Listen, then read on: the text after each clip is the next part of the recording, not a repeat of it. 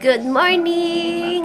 Sinisipon ako. And kahapon guys, nag-upload na ako ng vlog ng first day ko sa Bangkok. Actually, ano lang yun? Parang biyahe-biyahe. Kasi hindi kami, connecting flights kami. So, yun. Kaya, today, upload ko naman yung day 2. Yun yung libot-libot na. And, ayun guys, kung makikita nyo, sobrang dami. Nakalat. Hindi yan kalat. I-haul ko yan later. Later ko na yan i-haul. Para mapakita ko dito sa inyo yung mga napili ko sa sarili ko. Hindi ko na isasali dyan yung mga pinampasalubong ko. Kasi, pinamigay ko na kasi kahapon. And kahapon hindi na ako nag-vlog. Nagpahinga na talaga ako ng bonggang-bongga. Grabing pagod ko as in. And then, ano pa ba? Trabaho na din ulit ako ngayon. Sa trabaho na ako kasi ilang araw din akong wala. Ang dami ko ng PMs na dapat sagutan. And mga nagpapa-follow up. Sasagutin ko na para kasi sa mga nade-delay na. Nade-delay na shipment. Sorry sa mga nade-delay ha guys, kasi ewan ko ba, kasi yung kasing LRC parang lilipat na sila sa Tugo ba or basta lilipat na sila, hindi na ata sa LBC gaya ng mga ginawa ng ibang career, di ba? Kasi lumipat na sila, hindi na sila sa LBC kasi nga nagmahal daw ang LBC ng mga around 50 ba? Ewan ko, nagmahal daw talaga kaya lilipat sila. Kaya ayun. So, yun, mag-aano muna ako, guys. Magtatrabaho na muna ako. And ang dami kong dapat sagutin talaga. Natambak. Kaya, so yan, later na lang. Nanisip po ng lola niya. Manonood ako later na sine. Yung kina-RC Munoz. Mukhang maganda. Guys, ito yung ay, wait lang. Ito yung pinili ko sa, Bangkok na food. Grabe, ang sarap niya. Super. Sa tagal ko kasi nagpa-araw sa Thailand, grabe yung pag-micropeel ko ngayon. As in, wow! Wow, at tingnan nyo to. Tingnan nyo ha.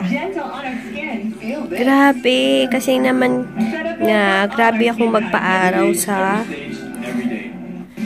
nasa Thailand ako. Ang dami kong libag. Ayan guys, na-try ko tong bigay ni Sis Muffy na sugar lip scrub na strawberry. Excited na ako matry ito. Ayan, umalis na ako guys. Nagkamampangan tuloy ako. Umalis na ako. At guys, sinisipon ako. Sakit ng ilong ko. Manonood ako ng sine ngayon kaya medyo maaga. And suot ko, nag-t-shirt lang ako ay nag-short. And suot ko na naman ito, yung shoes na binili ko sa Prima Donna. Yung shoes na lagi kong gamit sa nung nagpunta akong Thailand. Napaka-comfy niya. Kaya ma-recommend ko sa inyo yung ganitong shoes. Wait lang natin. Shit! Ko ata dala pa yung, oh my god, hindi ko nadala yung payong ko.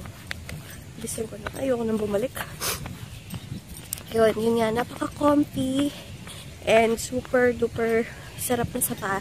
And mara-recommend ko siya maglilibot kayo, ganyan. Hindi ko nga masyadong nasuot yung Superstar ko ng Adidas kasi medyo mabigat siya. Kaya ito lang yung lagi kong gamit. Ayan, tapos na yung movie. Napakaganda. Mare-recommend ko sa inyo yung Always Be My Mate. Ayan, nag-grocery lang ako saglit. Bumili lang ako ng napkin. Nagpalagay pala ako guys ng tempered glass kasi nung isang araw, nabagsak yung phone ko. Yun yung yun yung nag-crack. So, nagpalagay na ako. And tumingin ako sa Maybelline ng lipstick. Sinisipan talaga ako, guys. Grabe, sakit. Nasa grocery ako kanina. Grabe, parang sinasaksak yung ilong ko dito. Then, nga, nanood ako ng Always Be My Maybe. Ay, nako, sobrang ganda ng movie.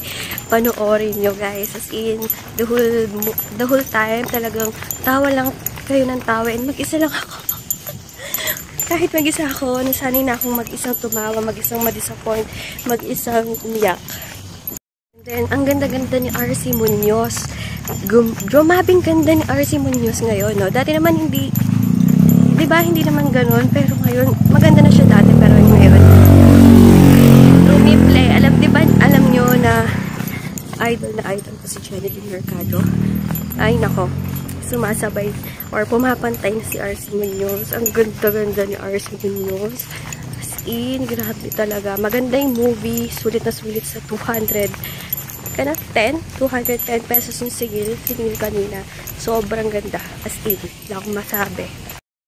Walang masabi, pero daming nasabi, di ba?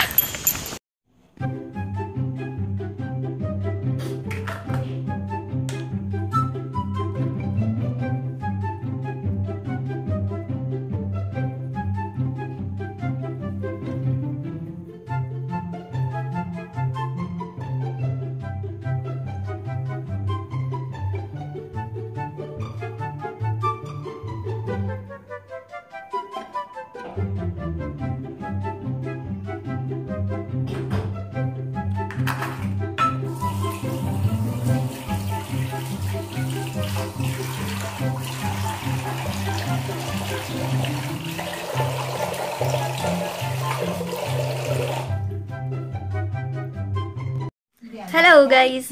Kakatapos ko lang maggawa ng payroll kasi Friday. Nakalimutan ko nga eh. Tinapos ko na lahat. And kanina pala nakabili ako na ng lipsticks. Ay nako, napagastos na naman ako dito. 695 and 660 ng Maybelline. Mga favorite ko. Yung suit ko kanina is Divine Wine. And then yung isa is Touch of Spice.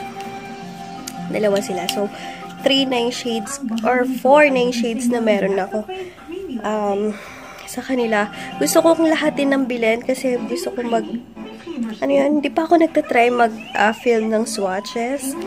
Kaya tingnan natin. Kasi medyo mahal din eh. 3 or 299 lang. 299 sila. Kaya, tingnan natin.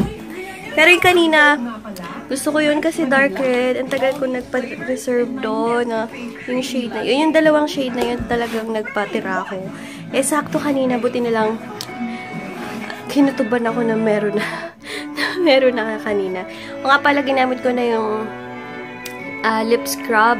Grabe yung smooth. And pagkatapos mo, feeling mo, yung lips mo, parang nagpouty siya. So, favorite ko na siya.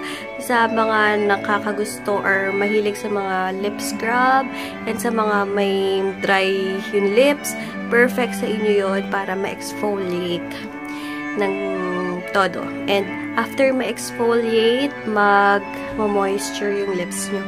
So, sa mga may gustong mag-try, ilalagay ko ulit yung contact number ng RMK shop ni Sis Mafi sa info box. Nagmask ako guys habang nanonood ako ng finale ng Outwall. Kakainis. Natapos na ngayon. Grabe yung Outwall. Live siya ngayon. Grabe, nakakakilig. Iyak ako. Nakakaiyak. Ang ganda. Galing ng director. Grabe. Thumbs up.